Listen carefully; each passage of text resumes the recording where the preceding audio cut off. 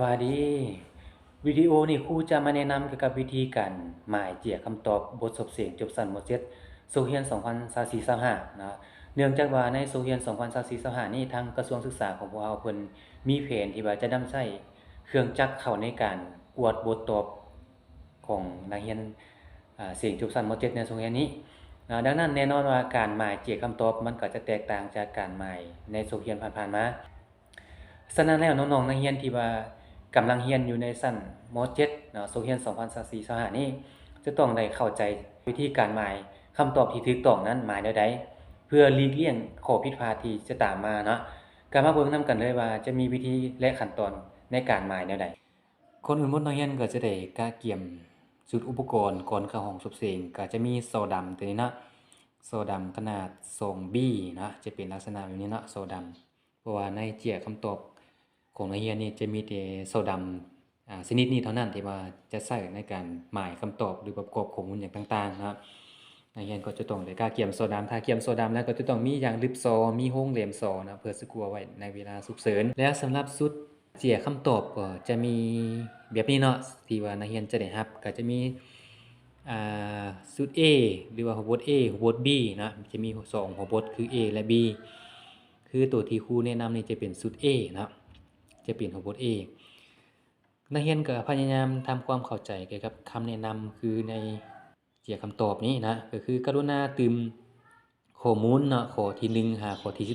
12โดยใช้โซดำที่มีความเข้ม 2B ขึ้นไปเพื่อเขียนและทาสีใส่วงมน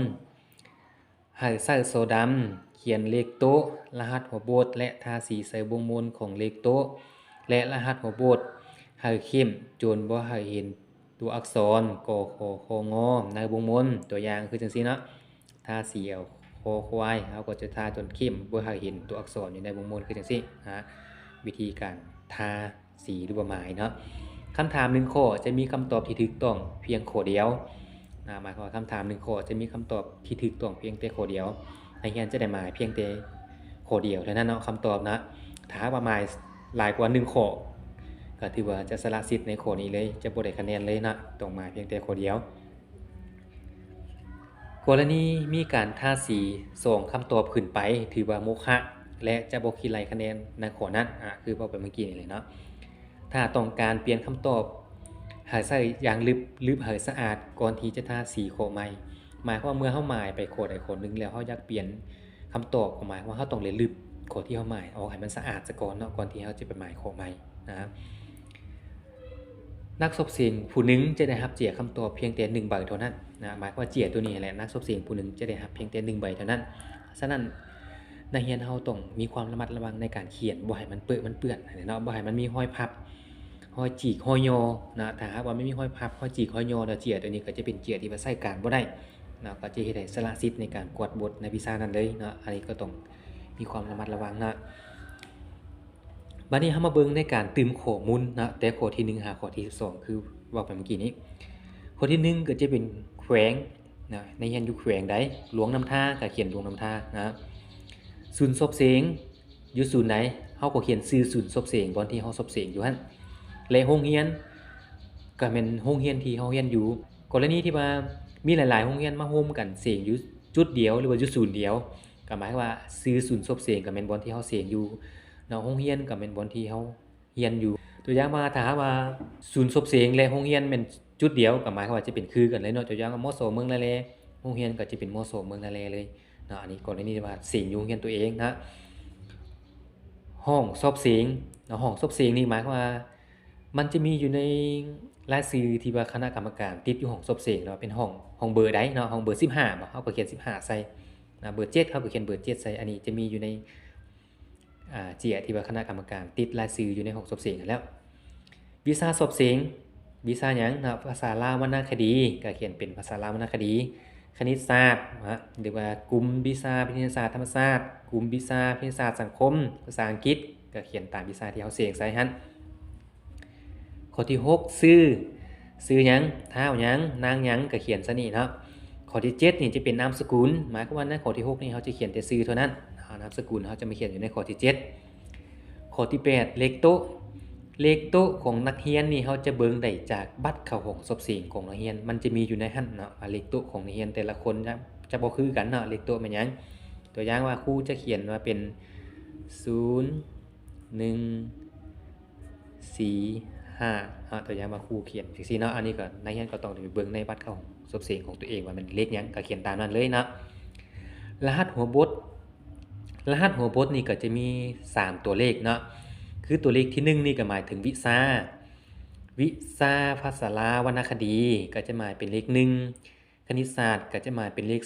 2กลุ่มวิทยาศาสตร์ธรรมศาสตร์จะหมายเป็นเลข3กลุ่มวิทยาศาสตร์สังคมจะหมายเป็นเลข4ภาษาอังกฤษจะหมายเป็นเลข5นะตัวที่1เนี่ยเนาะตัวอย่างว่าตัวนี้ครูจะหมายเป็นวิชาภาษาลาววรรณคดีก็จะหมายเป็นเลข1ตัวเลขตัวที่2นี่หมายถึงหัวพจน์ต้นตอหรือหัวพจน์สำรองนะหัวพจน์ต้นตอนี่ก็จะหมายเป็นเลข1ถ้าเป็นหัวพจน์สำรองก็จะหมายเป็นเลข2นักเรียนจะฮู้ได้แนวใดว่าเป็นหัวพจน์ต้นตอหรือสำรองอันนี้หัวพจน์ต้นตอก็คือหัวพจน์ที่เฮาสบเสียงในภาคปกติตามตารางหั่นแหละนะครับถ้าเป็นหัวพจน์สำรองนี่หมายความว่าเฮาจะใช้ในเวลาในกรณีที่ว่าหากมีนักเรียนผู้ใดมีความจำเป็นบ่สามารถเข้าสบเสียงในภาคปกติได้เพิ่นจะเลื่อนไปเสียงในอาทิตย์ต่อๆไปเวลานั้นเพิ่นจะเอาหัวพจน์สำรองมาให้นักเรียนผู้นั้นเสียงตัวนี้ก็หมายความว่าจะหมายเป็นเลข2เนาะหัวพจน์สำรองฉะนั้นแล้วโดยทั่วไปแล้วนักเรียนทุกคนจะหมายเป็นเลข1นะในการสบเสียงในภาคปกติตัวนี้จะหมายเป็นเลข1ต่อมาตัวเลขตัวที่3จะหมายถึงว่าเป็นหัวพจน์ A หรือหัวพจน์ B นะคือตัวนี้เป็นหัวพจน์ A ก็หมายความว่าจะหมายเป็นเลข1ถ้าหากว่าน้องใดได้เป็นหัวพจน์ B ก็จะหมายเป็นเลข2อันนี้จื้อง่ายๆเนาะมีแต่ A กับ B A เป็น1 B เป็น2 111ก็หมายความว่าวิชาภาษาลาววรรณคดีหัวพจน์ต้นตอหัวพจน์ A นะถ้าเป็นวิชาอื่นก็หมายไปตามนั้นเนาะสำหรับรหัสหัวพจน์ข้อที่10เนาะวันที่เดือนปีสอบเสียงเฮาเสียงมื้อใดวันที่ใดก็เขียนตามนั้นเนาะวันที่หยังเดือนใดก็เขียนตามมื้อที่เฮาเสียงนั่นข้อที่11เลขโต๊ะเลขโต๊ะตัวนี้เฮาก็เอาจากข้อที่8นี่แหละมาใส่เนาะของเฮามัน0145ก็มาเขียนเลยเนาะ0 1 4 5เขียนตามบล็อกของไผมันเนาะที่เนาะมันจะมีบล็อกเป็นห้องให้อยู่แล้วเนาะหรือว่าเป็นทันเดี๋ยวนี้แล้วรหัสหัวบทก็เช่นเดียวกันเนาะมาจากข้อที่9นี้นะ1 1 1นะอันนี้แม่นเอามาจากข้อที่8และที่9นะเลขโต๊ะและรหัสหัวบทจากนั้นเฮาจะได้มาทาสีเอาเลขโต๊ะแล้วก็ทาสีเอาหัวบทอยู่หน้านี้นะการทาสีตัวนี้เนาะเฮาก็เบิ่งตามทันตามแถวของไผของมันนี่เนาะม.7 เฮาได้เรียนมาติดมาแล้วตินะเบื้องนี้จะเป็นแถวเนาะเอิ้นว่าแถวนะเบื้องนี้เนาะเบื้องนี้เฮาจะเอิ้นว่าเป็นทันจังซี่เบื้องนี้เฮาจะเอิ้นว่าเป็นทันมันจะมีทันของไผของมันคือทันทำอิฐนี่เป็นเลข0นี่ก็หมายมาแล้วเนาะเฮาก็หมายอยู่แถวของเลข0ต่อมาฐานที่2ของเฮาก็เป็นเลข0คือกันเฮาก็มาหมายอยู่แถวของเลข0แล้ววิธีการหมายก็หมายอ้อมไปตามวงมูลนี่เนาะคิดตามวงมูลนี่ซะก่อนจากนั้นจึงคิดจอมเข้าอยู่ในทาสีให้มันเข้มๆจนบ่ให้มันเห็นตัวเลขอยู่ในตามที่เขาแนะนำในคำแนะนำนั้นและทันถัดมาเป็นเลข1เฮาก็มาหมายเอาอยู่แถวของเลข1หรือว่าเฮาจะนับลงมาก็เลยเนาะเลข0เลข1หมายจากในจากนอกเข้าไปหาในเนาะให้มันเข้มๆมนๆทันถัดมาเป็นเลข4นะเขาก็มาหมายตามแถวของเลข4หรือว่าจะไล่ลงมาก็ได้0 1 2 3 4ก็มาหมายตามนี้เนาะเลขโต๊ะของนักเรียนแต่ละคนมันจะบ่คือกันเนาะเฮาต้องหมายตามเลขของตัวเองแบบนี้นะหมายมนๆเข้มๆถัดมาเป็นเลข5ไล่ลงมาเนาะ0 1 2 3 4 5มนๆเข้มๆตัวนี้เป็นการทาสีเอาเลขโต๊ะของนักเรียนนะเลขโต๊ะของนักเรียนแต่ละคนมันจะบ่คือกันนะการทาสีพยายามเฮาทันนึงเฮาหมายเพียงแต่เลขตัวนึงเท่านั้นนะเฮาจะบ่หมายเป็นทันลงมาแบบนี้เลยเนาะเฮาต้องมันหมายทันของไผของมันแบบนี้เนาะตัวเลขของไผของมันตามตัวนี้หัวบทก็เช่นเดียวกันเนาะเลข1 ก็มาหมายอยู่แถวของเลข1ภาษาลาววรรณคดีนะอันที่เป็นเลข1คือกันหมดก็แสดงว่าเขาจะมาอยู่แถวเดียวกันหมดเลยนะเองนะการท่าสีเอารหัสหัวบทนะถ้าเป็นหัวบท B มันก็จะเป็นเลข2ก็จะได้มาอยู่แถวของเลข2นะอันนี้เป็นการหมายหัวบทการตืมข้อมูลและการหมายเลขโต๊ะและรหัสหัวบทของนักเรียนนะบ่ฮู้ว่านักเรียนเข้าใจหรือบ่หรือว่าครูจะมาหมายอีก1หัวบทเนาะเอาตัวอย่างว่าเป็นบท B นะตัวอย่างว่าเป็นหัวบท B ข้อมูลอื่นๆก็ตืมคือกันนะข้อมูลอื่นตืมคือกันก็เลขโต๊ะเอาตัวอย่างว่าครูจะยกตัวนี้เป็นเลขโต๊ะอื่นซะเนาะเอาตัวเป็น0 1 9 8รหัสหัวบทเอาเป็นคณิตศาสตร์เนาะคณิตศาสตร์จะเป็นเลข2หัวบทต้นตอก็เป็นเลข1นะต้นตอสำรองคือเว้าไปเมื่อกี้นะหัวบท B ก็ต้องเป็นเลข2นะ212จากนั้นก็มาตืมใส่ข้อที่11ก็คือเลขโต๊ะเอาจากข้อที่8มาใส่เนาะ0 1 9 8รหัสบท212นะคณิตศาสตร์บทต้นตอบท B นะ212และก็การท่าสีเช่นเดียวกันเนาะทันนี่เลข0เฮาก็มาท่าทันของเลข0ทันต่อมาเลข1 0 1ก็มาท่าอยู่แถวของเลข1นะแถวของเลข1นี่เลยนะฐานถัดมาเป็นเลข9 0 1 2 3 4 5 6 7 8 9มาทาอยู่ห้องอยู่แถวของเลข9นะมนๆเข้มๆขีดจากนอกเข้าไปหาในถัดมาจะเป็นเลข8นะแถวของเลข8การท่าสีเอาเลขโต๊ะของนักเรียนจะเป็นแบบนี้รหัสบทนะ2กระทาอยู่แถวของเลข2 1กระทาอยู่แถวของเลข1 2กระทาอยู่แถวของเลข2อันนี้ก็หวังว่านักเรียนจะเข้าใจเนาะถ้าว่าผู้ใดบ่เข้าใจก็พยายามถามคืนคณะกรรมการยามห้องสุบเสียงบ่ให้มันผิดพลาดแท้ๆเนาะทีนี้เนาะแต่มันผิดพลาดมันก็จะเฮ็ดให้